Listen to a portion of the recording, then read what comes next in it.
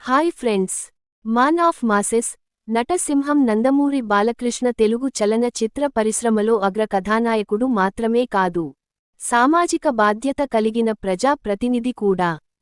ఆయన హిందూపూర్ శాసన సభ్యుడు. సినిమాల ద్వారా ప్రేక్షకులకు వినోదం అందిస్తూ శాసన సభ్యుడిగా సేవ చేస్తున్నారు.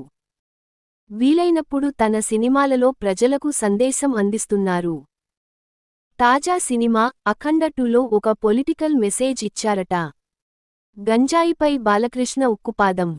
ఏపీలో తెలుగుదేశం పార్టీ అధికారంలోకి రాకముందు వైసీపీ ప్రభుత్వంలో రాష్ట్రంలో గంజాయి సాగు, వాడకం విచ్చలవిడిగా జరిగిందని విమర్శలు ఉన్నాయి. మరి ముఖ్యంగా విశాఖతో పాటు ఏజెన్సీ ప్రాంతాల మీదుగా ఇతర రాష్ట్రాల నుంచి ఏపీకి గంజాయి రావడం, పోలీసులు కొందరిని అరెస్టు చేయడం వంటి విషయాలు తెలిసినవే. ఇప్పుడు ఈ గంజాయి మీద అఖండ 2లో బాలకృష్ణ ఉక్కు పాదం మోపినట్లు తెలిసింది.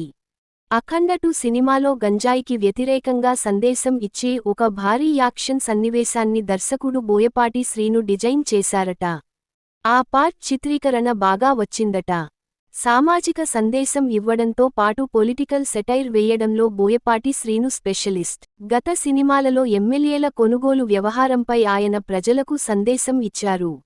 ఇప్పుడు కూడా అటువంటి విధంగా యువతకు సందేశం ఇచ్చేలా, గంజాయి వద్దని చెప్పేలా సన్నివేశాలు రాశారట.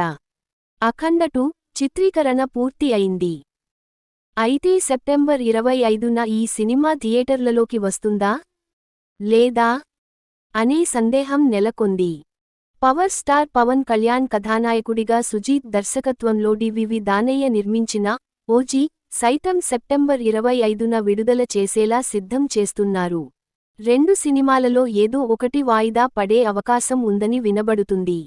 మరి ఏ సినిమా థియేటర్లలోకి వస్తుంది, ఏ సినిమా వెనక్కి వెళుతుంది అనేది చూడాలి. ఈ వీడియో మీకు నచ్చితే లైక్ చేయండి, షేర్ చేయండి, మన ఛానల్ని సబ్స్క్రైబ్ చేయడం మర్చిపోకండి. Bye friends.